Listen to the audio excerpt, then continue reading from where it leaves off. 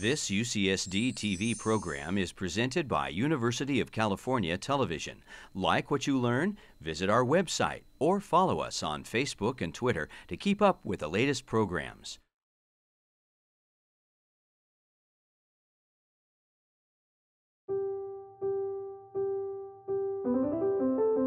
We are the paradoxical ape. Bipedal, naked, large-brained, long the master of fire, tools, and language, but still trying to understand ourselves. Aware that death is inevitable, yet filled with optimism. We grow up slowly. We hand down knowledge. We empathize and deceive. We shape the future from our shared understanding of the past. CARTA brings together experts from diverse disciplines to exchange insights on who we are and how we got here. An exploration made possible by the generosity of humans like you.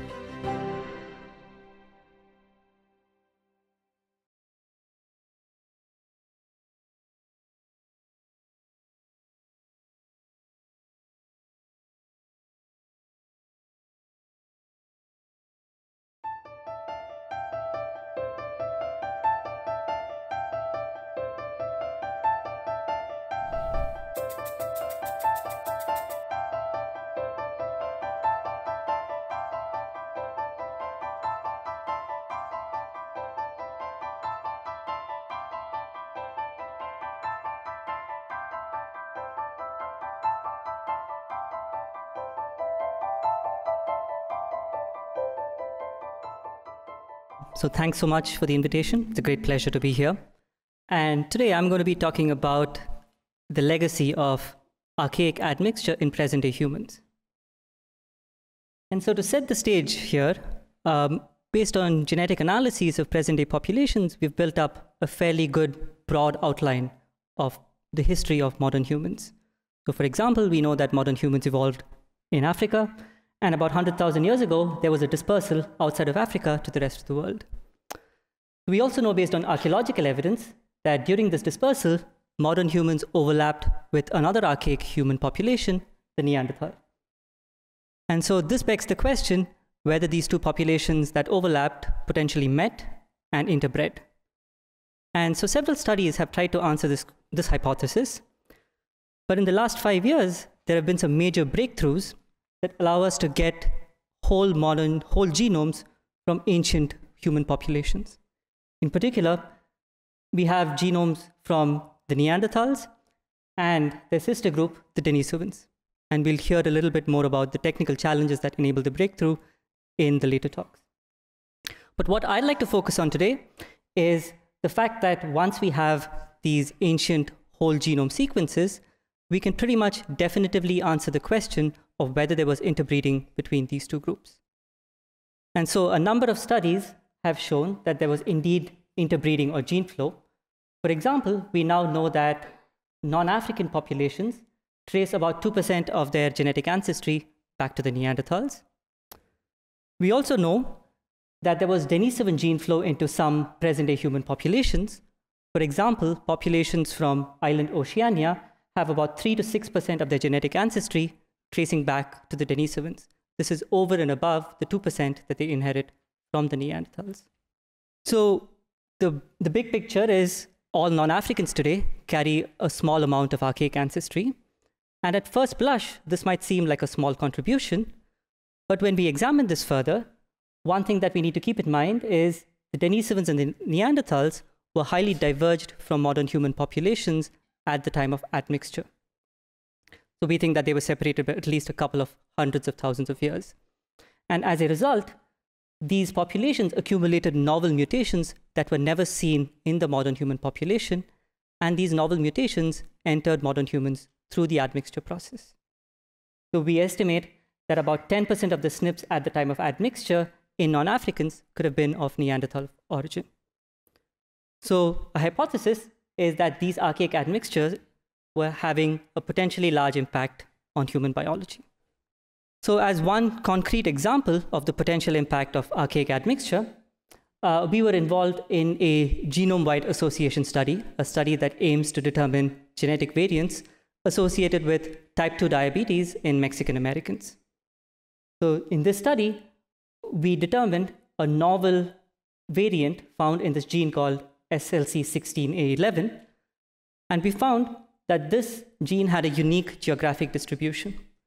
So when we looked at the variant in this gene that confers increased risk for type 2 diabetes, we found that the risk increasing variant is found at appreciable frequencies in the Americas, is essentially absent in Africa, and is present at low frequency everywhere else. And what we found is that this risk increasing variant at this gene matches the genomic sequence found in one of the Neanderthal genomes that had been sequenced. So what we determined was this was a variant that had introgressed into modern human populations from Neanderthals. Now, a number of other studies have looked at specific genetic positions, genetic loci, and have documented substantial contributions of archaic ancestries at these loci. So here is a not very representative list. But what we wanted to do is go beyond single loci analyses and ask, what does the distribution of Neanderthal ancestry look if we were to look across the genome? So we wanted to go from single loci to a genome-wide assessment. And to do this, we need to build a map of archaic local ancestry. So what do we mean by that? Basically, what we want to do is to go along an individual person's genome and label the positions where they carry archaic ancestry. And so here is a cartoon that depicts what's going on and why we need to do this. So we have a modern human genome admixing with an archaic human genome. And if you look at the descendants of this interbreeding, because of the way the genome is transmitted in every generation, it gets broken down by a process called recombination. And as a result, if you look at the descendant of this interbreeding event, this descendant's genome is going to have this mosaic pattern, where some portions of the genome trace their ancestry to the modern human, and others trace their ancestry to the archaic human population. And so what we'd like to be able to do is look at a present-day individual's genome and figure out which are the portions that are red and which are the portions that are blue. So to be able to do this, we came up with a statistical model. And what this model allows us to do is to infer these locations of archaic ancestry. So specifically, we're going to look at a target genome. This could be any genome that we are interested in. And we compare this target genome to the genome of the Neanderthal, the Denisovan, as well as to a reference panel of African individuals. So we are looking at Africans because this is a population that we assume has little archaic ancestry.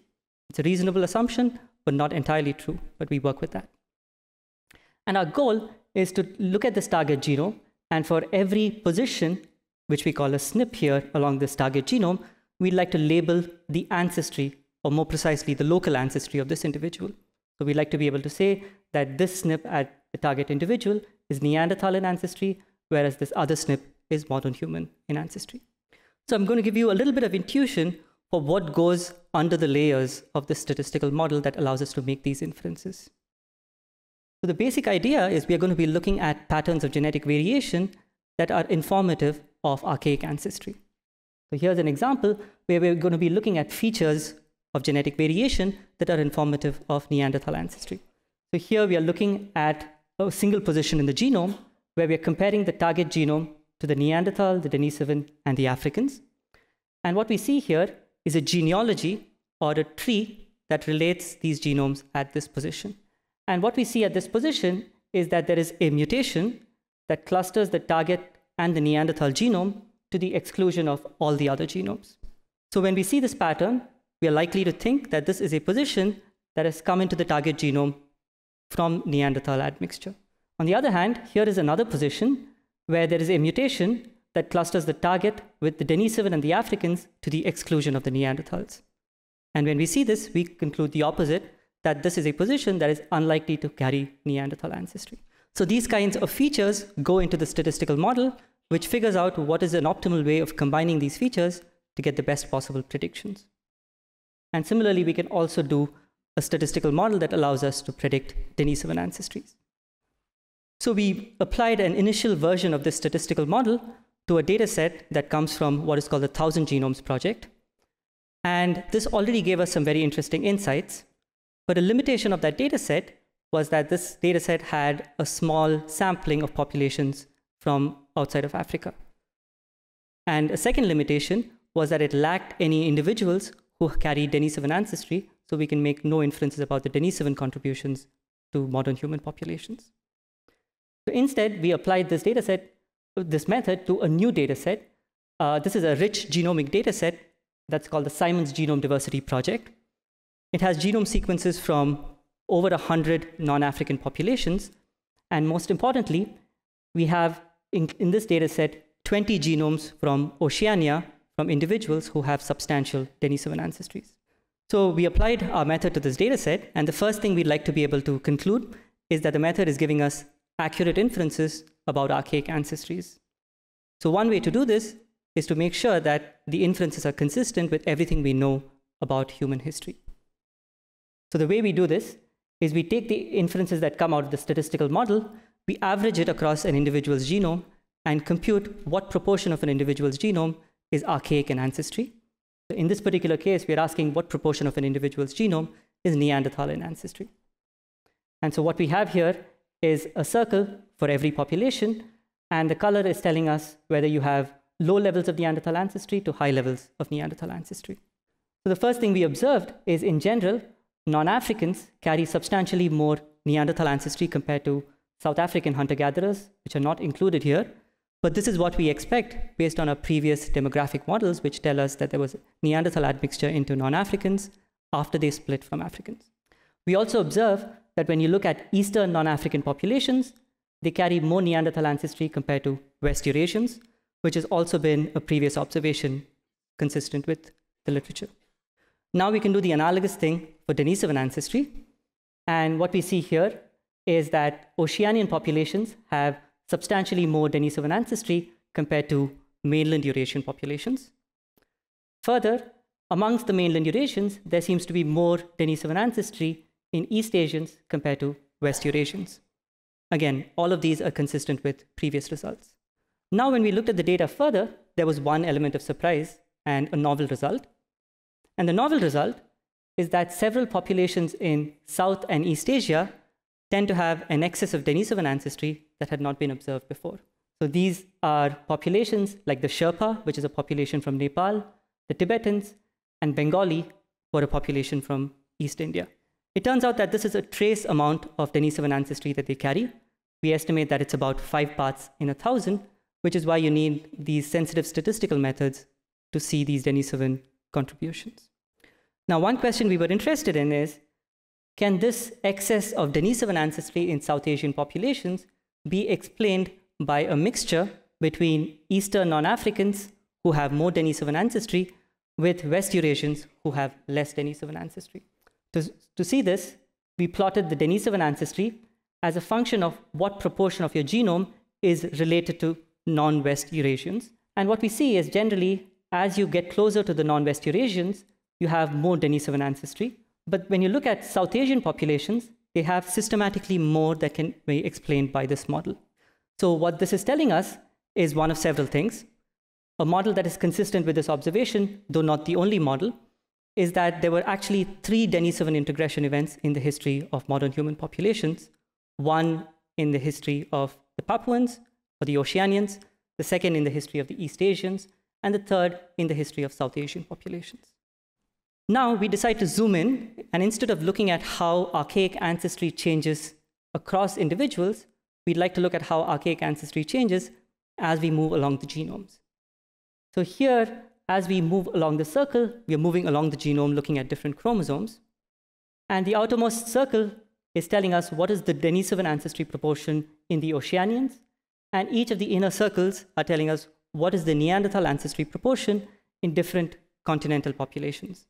And the key observation is the colors along these circles tell us which are positions in the genome where there is detectable proportions of archaic ancestry. So the key takeaway from this figure is the archaic ancestry doesn't seem to be randomly scattered along an individual's genome.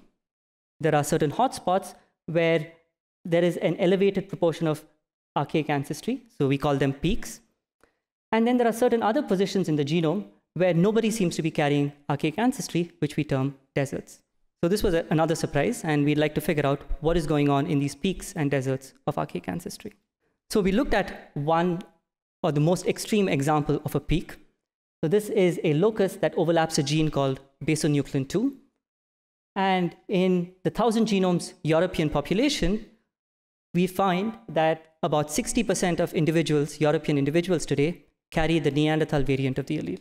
This needs to be contrasted with the 2% who would have carried it 50,000 years ago.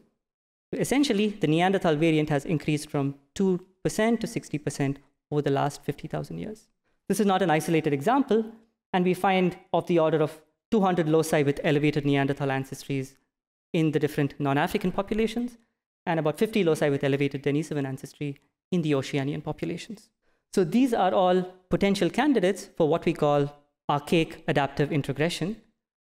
Putting it simply, these are places in the genome where the archaic allele conferred an adaptive benefit in the modern human population, which is why it rose up in frequencies. So we'd like to understand what might be driving this increase in frequencies at these positions. And that turns out to be a really challenging problem. One way we try to address that is by looking at sets of genes that are known to be associated with certain functions or certain biological processes. And we asked, are these sets of genes harboring an excess of archaic ancestry much more than we'd expect? And so we find several sets of genes that show an elevated proportion of archaic ancestry much more than we'd expect. So for example, genes that are involved in keratin filament formation, so keratin is a protein that's found in hair and skin, are enriched for Neanderthal ancestry across all the non-African populations.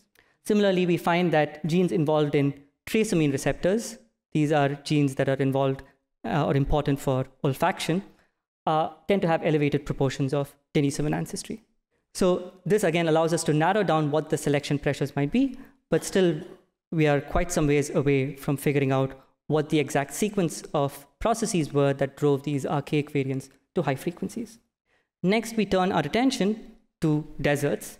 So these are large regions, tens of millions of bases long, where we cannot detect either Neanderthal or Denisovan ancestry. And even more impressively, there are 4 such regions in the genome that are deserts for both Neanderthal and Denisovan ancestry. So here is one example. This is a desert on chromosome 7, and it contains a number of genes within this region. But one gene that caught our eye because of the prior work associated with it is a gene called FOXP2. So this is a gene that's shown to be important for speech and language. So a possibility here is that these deserts of archaic ancestry are places in the genome that are resistant to archaic introgression. And a reason for that is that these are places that are important for the modern human phenotype. The challenge again is that these are large regions of the genome, and trying to localize what might the changes be that make them resistant to introgression is actually quite challenging. So we decided to look at this in a slightly more quantitative manner. And the way we did this is we chopped up the genome according to a measure of the selective strength in that region of the genome. And we asked, how does the archaic ancestry change in different portions of the genome? So the x-axis, as we go from right to left, is going in directions of stronger selective constraint. And what we find is the archaic ancestry, whether we are looking at Neanderthals or the Denisovans, decreases as we move towards the strongly selectively constrained regions of the genome. So this is consistent with the observation that there's been purifying selection to remove archaic alleles. And there are several models that have been proposed. One of these is that these archaic alleles are deleterious and they're being purged from the human population. Another one that we've also proposed is one of hybrid sterility, where these populations have diverged and have accumulated genetic incompatibilities that are not tolerated on each other's genetic background. So I'm just going to conclude very quickly. I've talked about statistical models for inferring maps of archaic ancestry. And so by combining these sensitive statistical models with the rich ancient and modern genomic data sets, we can make some very fine-scale inferences. And the kinds of inferences lead us to conclude that there is a lot of complexity in the demographic histories of these populations. We'll learn more about it in later talks. And when we look at the variation along the genome, clearly this is affected by selection, but there's also demography at play here. And a major challenge for us is to separate out demography and selection and different kinds of selection from each other. With that, I'd like to acknowledge my colleagues at Harvard, colleagues at the Max Planck, and members of the Neandertal Genome Consortium for comments and criticism at different stages of work.